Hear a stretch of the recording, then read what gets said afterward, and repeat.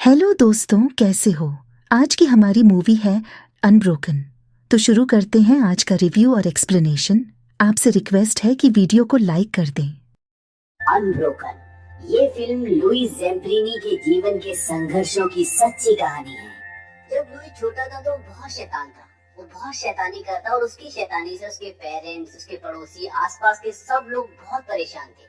वो चोरियां करता, दारू पीता, सिगरेट पीता और इस वजह से उसके पिताजी से कई बार पनिशमेंट भी देते, उसकी खूब पिटाई करते। लेकिन इन सब चीजों का लुई पर कोई असर नहीं था। लेकिन लुई के बड़े भाई को उस पर बहुत भरोसा था।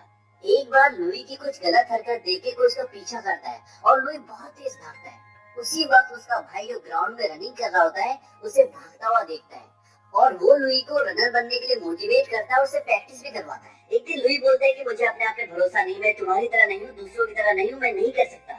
लुई का भाई बोलता है तुम्हें क्या कह रहे हो, मुझे तुम पर भरोसा है, तुम कर सकते हो। उसका भाई बोलता है कि अगर तुम झेल सकते हो तो खेल सकते हो, तुम प्रैक्टिस करो औरों से कई ज्यादा और देखना तुम भी जीतोगे, और अगर तुमने हार मान ली तो एक दिन बैठकर भीख मांगोगे। लुई कहता है मुझे अपने आप पर विश्वास नहीं होता। उसका भाई बोलता है कि मुझे तुम पर विश्वास है, चलो प्रैक्टिस करो। और लुई प्रैक्टिस करना शुरू कर देता है। अब उनके स्कूल की एक रेस होती है जिसमें लुई भी पार्टिसिपेट करता है। शुरू में तो लुई बहुत पीछे होता है, लेकिन बाद में जब उसका भाई उसे मोटिवेट करता है वो तेज भागता है और बहुत अच्छी रनिंग करता है। इसके बाद ये दिखाते हैं कि लुई रनिंग की प्रैक्टिस कर रहा है और उसका भाई साइकिल में उसके पीछे होता है। लुई तेज भागना शुरू करता है और भागते भागते भागते वो बड़ा हो जाता है। अब बड़े होकर वो रेस में पार्टिसिपेट करता है और फर्स्ट आता है। इसके बाद एक और रेस दिखाते हैं जिसमें लुई इतनी तेज भागता है कि वो एक रिकॉर्ड कायम कर लेता है। वो 4 मिनट में 1 मील दौड़ता है और आज तक अमेरिका के इतिहास में कोई भी हाई स्कूल का बच्चा 4 मिनट में 1 मील तय नहीं कर पाया। तो ये लुई का एक रिकॉर्ड होता है और इसी के बिहार पर उसका ओलंपिक में सिलेक्शन हो जाता है।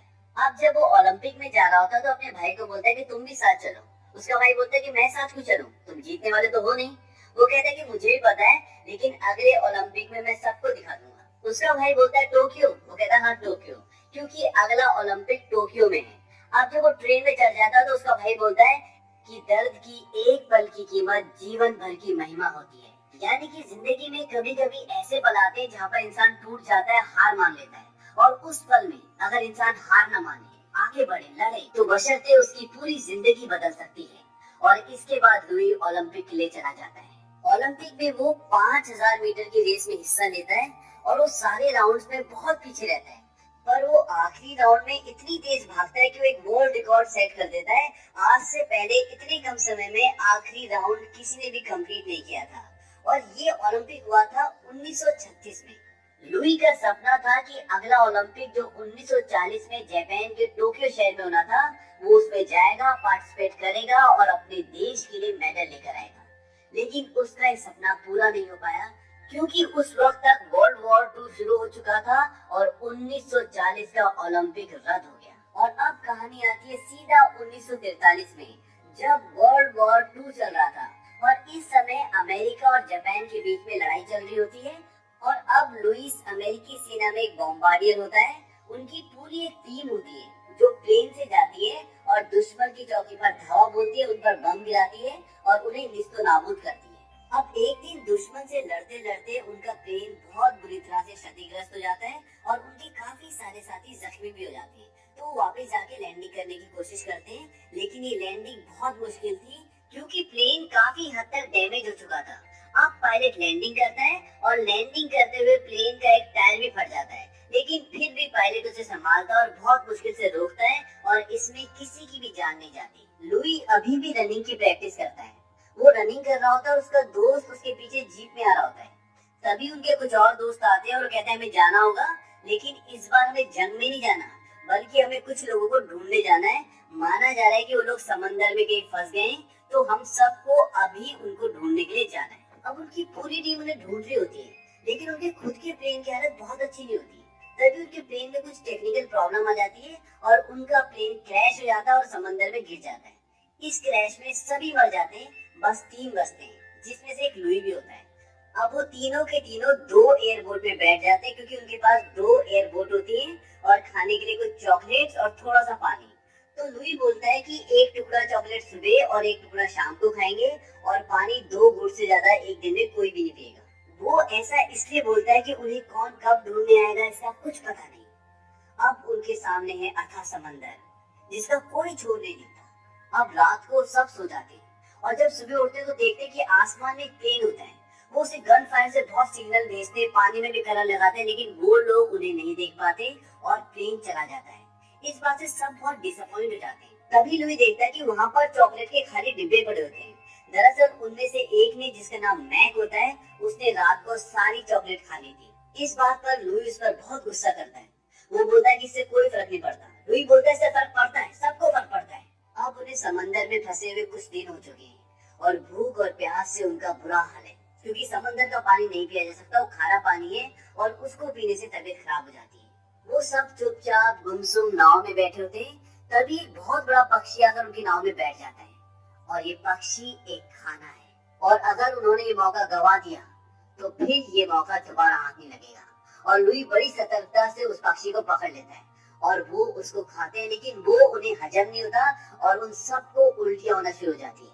लेकिन अब उनमें से एक बोलता है कि हम मछलियां तो पकड़ ही सकते हैं, क्योंकि उनके पास चारा होता है और उस चारे को लगा के वो मछलियां पकड़ना शुरू कर देते हैं और उनको खाना मिलना शुरू हो जाता है। अब एक रात को सब सो रहे होते हैं, तभी समंदर में तूफान आ जाता है और उन सबको उनकी जिंदगी उनके हाथ से फिसलती हुई नजर आती है। और ये सच है कि जब मौत नजदीक हो तो जिंदगी की वैल्यू का पता चलता है। और उस पल में लुइस बोलता है कि अगर आप मुझे बचा लो परमेश्वर, तो मैं अपना पूरा जीवन आपको समर्पित कर दूंगा। और इस तूफान से वो सब बच जाते हैं। अब वो समंदर से खाने के लिए मछलियां तो पकड़ लेते हैं, लेकिन पीने के लिए पानी कहाँ से लाए? तभी किस्मत उनका साथ देती है और बारिश हो जाती है। और बारिश को देख के बहुत खुश होते हैं और उनको पानी मिल जाता है पीने के लिए और कुछ पानी वो जमा भी कर लेते हैं। फिर तभी वो देखते हैं कि ऊपर से एक प्लेन उड़ता हुआ जाता है और वो उस प्लेन को सिग्नल देते हैं, लेकिन वो प्लेन जैपनीज का होता है और वो उन पे गोलियां चलाते हैं, लेकिन वो सब समंदर में कूद जाते हैं और उनकी जान बच जाती है। लेकिन इस हमले में उनकी एक एयरबोट खराब हो जाती है, क्योंकि जब वो ऊपर से गोलियां चलाते हैं तो उनकी एयरबोट पे छेद हो जाते हैं और वो एक बोट को तो रिपेयर कर लेते हैं, पर उनकी दूसरी बोट पूरी तरह से खराब हो जाती है। अब उन तीनों को एक ही बोट में एडजस्ट करना पड़ता है, जो कि बहुत मुश्किल होता है, क्योंकि बोट का साइज बहुत बड़ा नहीं होता। अभी तक उन्हें समंदर में 35 से ज्यादा दिन हो चुके हैं और अब मैक भूख, प्यास और मानसिक तनाव को बर्दाश्त नहीं कर पाता और उसकी मौत हो जाती है। अब ये दो बचे हैं, लेकिन इनकी हालत भी बहुत ज्यादा खराब है। न ये बात करने लायक है, न खड़े होने लायक, क्योंकि इन्हें समंदर में 47 दिन हो चुके हैं। इसके बाद एक जैपनीज शिप इन्हें देख लेता है और इन्हें अरेस्ट कर लेता है। अब ये दोनों जैपनीज की गिरफ्त में हैं। जैपनीज लुई और उसके दोस्त को एक कैंप पे ले जाते हैं, जो कि जंगल में होता है, और वहाँ पे लुई को पहचान लेते हैं कि ये ओलंपिक का एक फेमस एथलीट है, क्योंकि उनके पास उसका एक फोटो भी होता है। वहाँ पर वो उन दोनों से कुछ इन्फॉर्मेशन लेते हैं और उसके बाद वहाँ से उन दोनों को एक दूसरे कैंप में भेज दिया जाता है, जो कि टोक्यो में होता है। अब जब ये टोक्यो के कैंप में आते हैं तो वहाँ पर इनकी जैसे और भी बहुत सारे बंदी होते हैं और वहाँ का जो इंचार्ज होता है बहुत ही क्रूर होता है। उसका नाम होता है कॉर्पोरल वटनामी और वो उन सबको बोलता है कि तुम जापान के दुश्मन हो और तुम्हारे साथ ऐसा ही सलूक होगा जैसे दुश्मनों के साथ होता है। अब जब वो सब कुछ बता रहा होता है तभी लुइस की तरफ देखता है। वो देख लेता है कि मेरी तरफ लुई देख रहा है। वो उसके सामने जाता है और बोलता है कि मुझे देखो, मेरी आंखों में देखो। और जैसे ही लुइस की आंखों में देखता है उसे जोर से डंडा मारता है। उसके बाद 2-3 बार वो दोबारा बोलता है कि मेरी आंखों में देखो और लुई को हर बार मारता है और लास्ट में बोलता है कि मेरी आंखों में कभी मत देखना। इसके बाद इन सबको इनके सोने की जगह दिखाई जाती है, जो कि बहुत ही गंदी होती है। और अगले दिन सुबह सबको ग्राउंड में बुलाया जाता है और इनका इंचार्ज आता है। वो कहता है कि तुम में से एक कुक है जो ऑस्ट्रेलिया से है और एक ओलंपिक एथलीट है। वो कहता है कौन है ओलंपिक एथलीट? लुई अपना हाथ खड़ा करता है। दरअसल उसे पहले से पता था कि लुई एक ओलंपिक्स एथलीट है। इसके बाद वो लुई की और अपने एक साथी की यानी कि अपने एक आदमी की रेस लगवाता है, जिसमें लुई हार जाता है और थक कर वो गिर जाता है। इसके बाद वो लुई को डंडे से बहुत बुरी तरह मारता है। और इतना ही नहीं, उन सब कैदियों में वो सबसे ज्यादा लुई से नफरत करता है। ऐसा लगता है कि वो उससे कोई पर्सनल दुश्मनी निभा रहा है। एक बार लुई और उसका दोस्त आसमान में अमेरिकी और जैपनीज प्लेन देख रहे होते हैं और आपस में बात करते हैं कि अमेरिकन प्लेन्स अब काफी नजदीक आ गए हैं। और उस रात को भी वो इंचार्ज लुई को बहुत बुरी तरह मारता है। इसके कुछ दिन बाद रेडियो से कुछ लोग वहाँ पर आते हैं और वो लुई को बोलते हैं कि अमेरिकी सरकार तुम्हारे घर वालों को ये बता रही है कि लुई अब मर चुका है, वो जिंदा नहीं है। वो कहते हैं कि क्या तुम अपने घर वालों को बताना चाहोगे कि तुम जिंदा हो। और इसके बाद लुई उनके साथ जाता है और रेडियो पे अपने घर वालों को मैसेज देता है कि मैं जिंदा हूँ और ठीक हूँ। अब उस प्रोग्राम के बाद वो लोग उसे एक पेपर देते हैं और वो कहते हैं इसमें जो भी अमेरिका के बारे में लिखा है वो तुम रेडियो पे बोलो, हम तुम्हें वापस कैंप नहीं भेजेंगे और यहाँ पे तुम्हें एक अच्छा जीवन देंगे। लेकिन लुई मना कर देता है, कहता है कि जो इसमें लिखा है वो सच नहीं है और मैं नहीं बोलूंगा। इसके बाद वो लुई को वापस कैंप भेज देते हैं और कैंप वापस आने के बाद जो वहाँ का इंचार्ज होता है वो लुई के दोनों हाथ पीछे से बंधवाता है और उसे बोलता है कि तुम मजबूत हो मेरी तरह। और ये बात मैंने पहले दिन देख ली थी तुम्हारी आंखों में। मुझे लगता था कि हम अच्छे दोस्त बन सकते हैं, लेकिन जापान का दुश्मन कभी मेरा दोस्त नहीं बन सकता।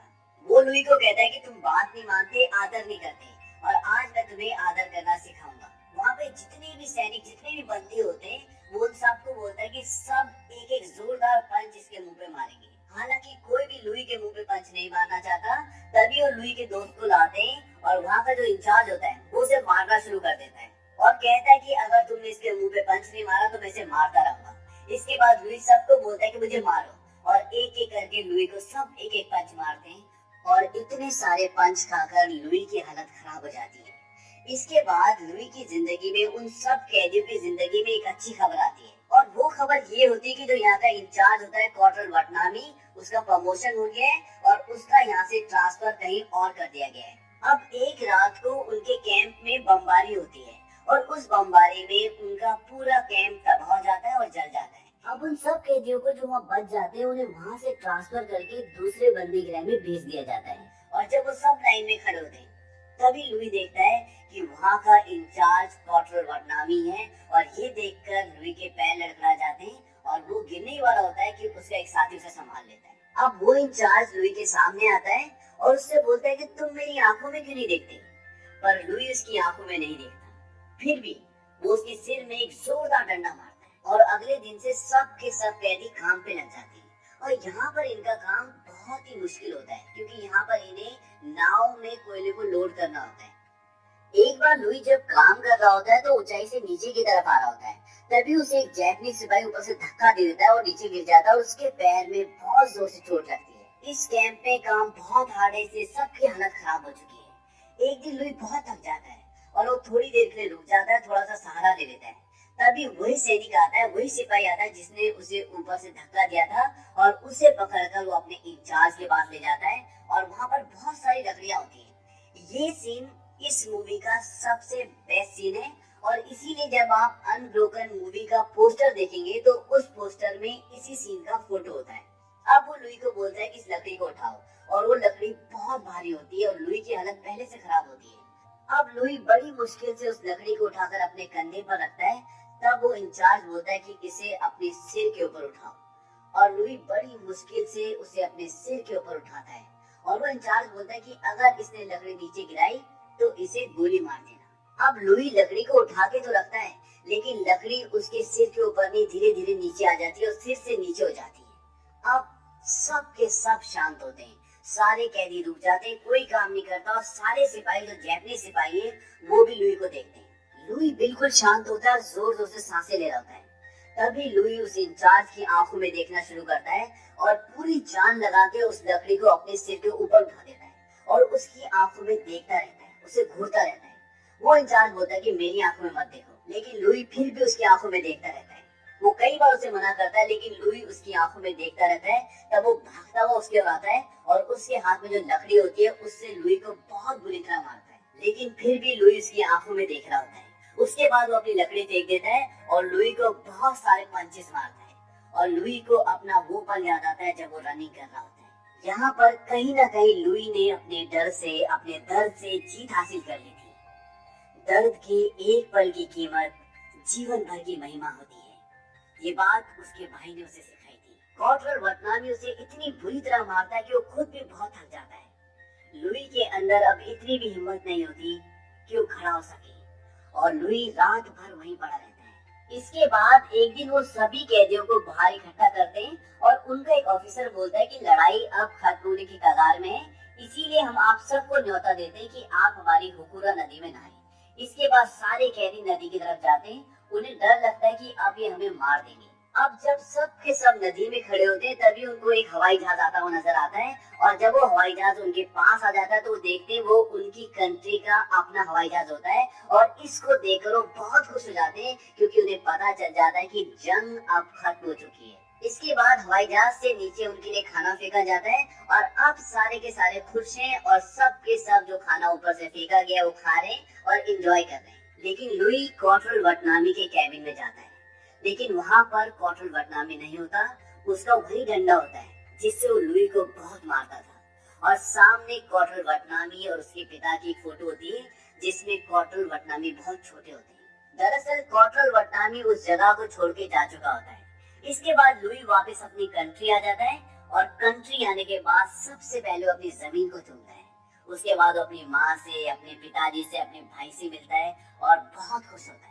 फिर 1947 में लुई की शादी हो गई, और शादी के बाद उनका एक बेटा और बेटी हुई। आपको लम्हा याद होगा जब लुई अपने दोस्तों के साथ समंदर में फंसा हुआ था और रात को तूफान आ गया था। तब लुई ने कहा था कि अगर मेरी जान बच गई तो मैं अपना पूरा जीवन परमेश्वर की राह में लगा दूंगा, और लुई ने आगे चलकर ऐसा ही किया। लुई ने अपने जीवन के संघर्ष और विश्वास से ये सीखा कि आगे बढ़ने का रास्ता जंग नहीं बल्कि क्षमा है। इसके बाद लुई वापस जापान गया, और उसने उन सभी लोगों को ढूंढा जिन्होंने उसे बंदी बनाया था, और उसने उन सब से सुलह की। लेकिन उनके इंचार्ज ने, वटनामी ने, जो लुई को बहुत मारता था, उसने लुई से मिलने से इनकार कर दिया। लुई का एक सपना था कि वो जापान के ओलंपिक में दौड़े, लेकिन 1940 में जब जापान में ओलंपिक होना था वो वर्ल्ड वॉर 2 के कारण रद्द हो गया। लेकिन लुई ने अपना ये सपना पूरा किया। 80 साल की उम्र में वो ओलंपिक की मशाल को लेके जापान में दौड़ा। इस फिल्म में बहुत सारे सीन्स फ्लैशबैक में हैं, जो हमने आपको फ्लैशबैक में नहीं सुनाए बल्कि सही ऑर्डर में रख के आपको दिखाए हैं। लेकिन जब आप मूवी देखेंगे तो आप देखेंगे कि इसमें बहुत सारे सीन्स फ्लैशबैक में हैं। अगर आप इसी तरह के और भी वीडियोस देखना चाहते हैं तो हमारे चैनल को सब्सक्राइब करें और बेल आइकन भी दबाएं, ताकि जब भी हम कोई नया वीडियो डालें तो उसकी नोटिफिकेशन आपको मिल जाए।